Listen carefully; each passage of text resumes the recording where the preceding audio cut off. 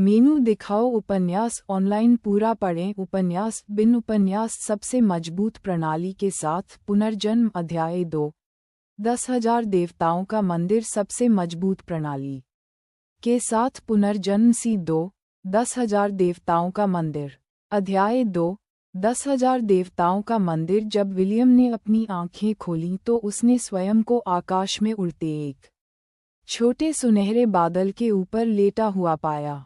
पहले तो उसने सोचा कि वह अभी भी सपना देख रहा है, लेकिन बैले के उसके सामने गिर जाने की यादें उसके मन में उमड़ने लगीं। यादों की बाढ़ के साथ ही उसे एक एहसास भी हुआ। यह सही है, मैं पहले ही मर चुका हूँ, विलियम ने बड़बड़ाते हुए कहा। उसने अनजाने में अपने दिल की धड़कन महसूस करने के लिए अपना हाथ अपनी छाती पर रखा, लेकिन उसने कुछ भी महसूस नहीं किया और न ही सुना। एक गहरी सांस लेने के बाद लड़का बादल के ऊपर पैर मोड़कर ऐसे बैठ गया जैसे कि दुनिया में ऐसा करना सबसे स्वाभाविक बात हो। ऐसा करने के बाद उसकी आंखों के सामने उसके जीवन की यादें घूम गईं। विलियम ने सुखद यादें, दुखद यादें और ऐसी यादें देखीं जिन्हें वह कभी दोबारा नहीं देखना चाहता था। अपनी यादों के अंत में लंबे काले बालों वाली एक खूबसूरत लड़की की छवि ने उसे हताशा में अपने होंठ काटने पर मजबूर कर दिया। सच कहा जाए तो वह उसके लिए बहुत चिंतित था। क्या ऑपरेशन सफल रहा? क्या डॉक्टर समय पर पहुंच पाए? क्या अस्पताल निदेशक अपना वादा निभाएंगे? उसके दिमाग में कई सवाल कौंध रहे थे। हालांकि वह जानता था कि जो कुछ हुआ था उसके परिणाम को प्रभावित करने के लिए वह और कुछ नहीं कर सकता था, कारण वह पहले ही मर चुका था। उन चीज़ों के बारे में चिंता करने का कोई फायदा नहीं था जो उसके नियंत्रण से बाहर थीं। मुझे आशा है कि तुम सुरक्षित हो, बैले, विलियम ने अपना सिर उठाते हुए कहा। स्माइलिंग फेस कैजुअल डेट बस एक क्लिक दूर है। आज ही साइन अप करें और अपने क्षेत्र की महिलाओं से मिलना शुरू करें। पब फ्यूचर द्वारा विज्ञापन उसके सामने एक सुनहरा द्वार चमक रहा था और वह जानता था कि उसकी यात्रा समाप्त हो गई है। उसने पहले कभी भगवान पर विश्वास नहीं किया था, क्योंकि जब वह जीवित था तब भगवान ने उसके लिए कभी कुछ नहीं किया था। वह स्वर्ग और नर्क में भी विश्वास नहीं करता था, वह केवल पुनर्जन्म पर विश्वास करते थे। शायद वह अस्पताल में रहने के दौरान पढ़े गए अनगिनत उपन्यासों से प्रभावित था। उसका एकमात्र शौक खेती, राज्य निर्माण, जीवन का एक टुकड़ा, पुनर्जन्म, ऐतिहासिक रोमांस और कई अन्य विषयों के बारे में कहानियां पढ़ना था। अगर वाकई कोई भगवान है तो उसे मेरी मुट्ठियों से खुद को मारने के लिए तैयार रहना चाहिए। विलियम ने अपनी आंखें सिकोड़ लीं और उस सुनहरे द्वार को देखा जो हर सेकंड बड़ा होता जा रहा था। अगर मुझे पता चला कि उसने बैले को भी ले लिया है, तो मैं उसे तब तक पीटूंगा जब तक कि उसकी माँ भी उसे पहचान न सके। ये वे अंतिम शब्द थे जो विलियम ने बादल के सुनहरे द्वार में प्रवेश करने से पहले कहे थे। पोर्टल के दूसरी तरफ उसने जो देखा, उसे देखकर वह दंग रह गया। उसे वह समय याद आ गया जब उसकी कक्षा विज्ञान क्षेत्र की यात्रा के लिए तारामंडल गई थी। आखिर दुनिया में क्या है? विलियम ने अंतरिक्ष की विशालता को देखते हुए ध्यान भटकाते हुए पूछा। दूर दूर तक अनगिनत तारे, ग्रह और आकाशगंगाएं दिखाई दे रही थीं।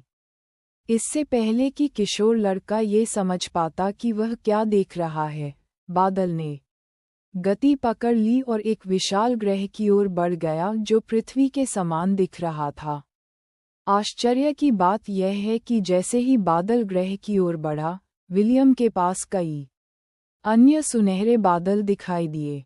1 मिनट से भी कम समय में लाखों की संख्या में सुनहरे बादलों का जुलूस बन गया। उनमें से हर एक के पास एक व्यक्ति भी था। हर एक की उम्र अलग अलग थी।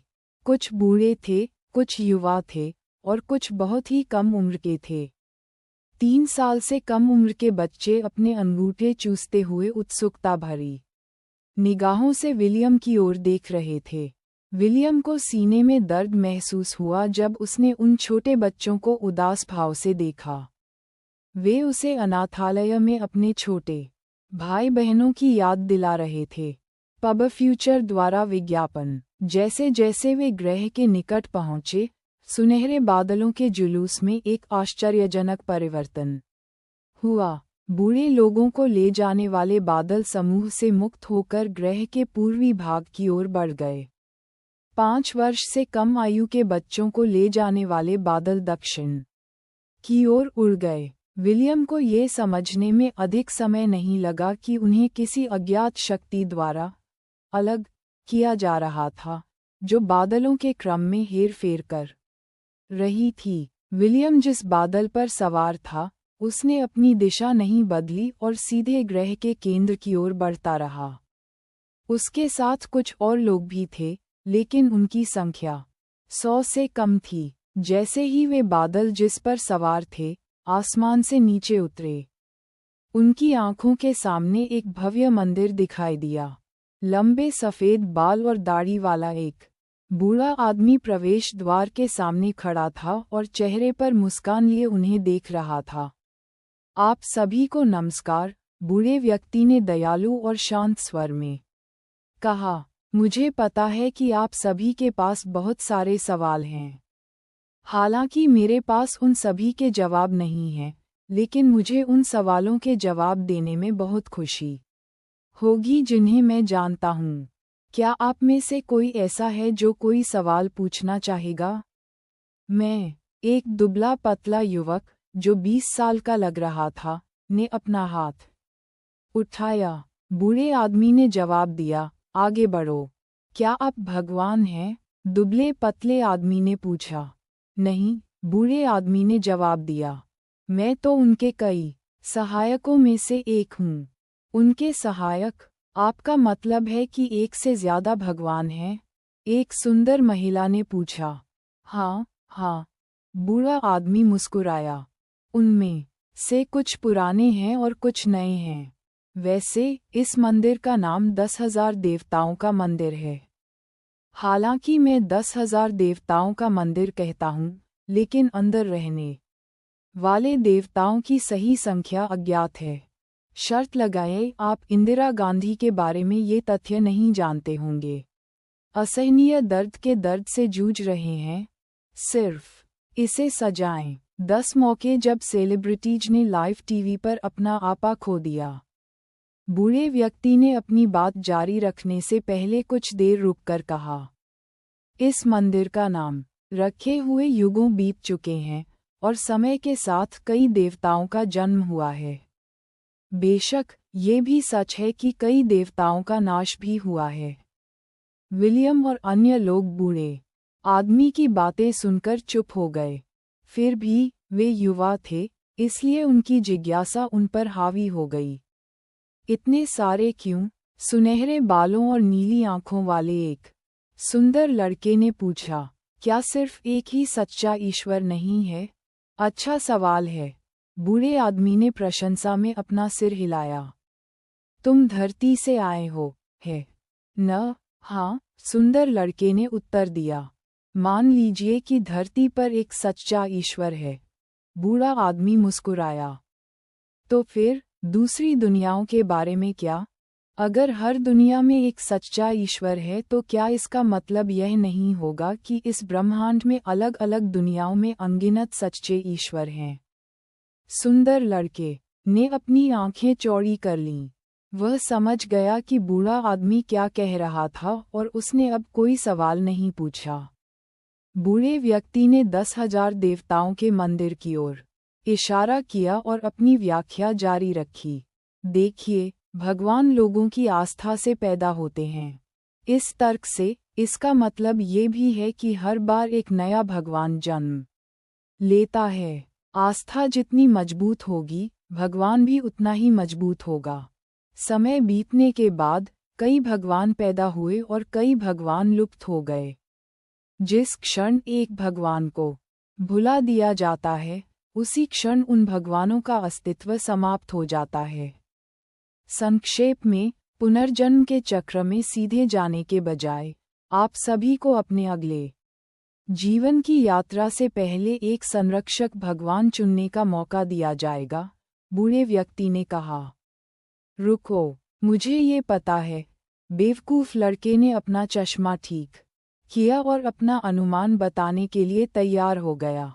अगर हम लाइट नॉवेल्स में जो मैंने पढ़ा है उसके अनुसार चलते हैं, तो ये भगवान हमें धोखा देने वाली शक्तियाँ, शक्तिशाली कलाकृतियाँ, दिव्य हथियार और अन्य आशीर्वाद देंगे जो हमें हमारे अगले जीवन में बढ़त दिलाएंगे, है ना?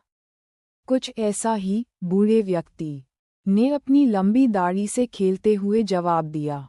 हर भगवान की अपनी विशेषता होती है और उनमें से ज्यादातर अपने अनुयायियों को एक जैसी चीजें या क्षमताएं देते हैं। मुझे पता था, बेवकूफ लड़के ने उत्साह से अपनी मुट्ठी ऊपर उठाई।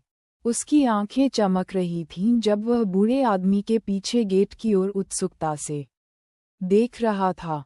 चूंकि हमारे पास ज्यादा समय नहीं बचा है, इसलिए मैं सीधे मुद्दे पर आता हूँ, बूढ़े व्यक्ति ने घोषणा की। आप सभी यहाँ इसलिए हैं क्योंकि भगवान ने आप सभी पर कृपा की है।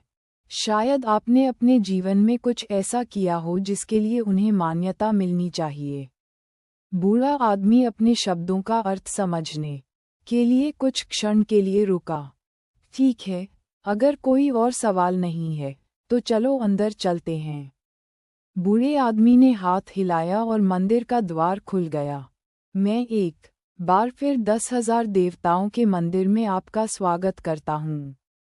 Join my Telegram channel for next episode.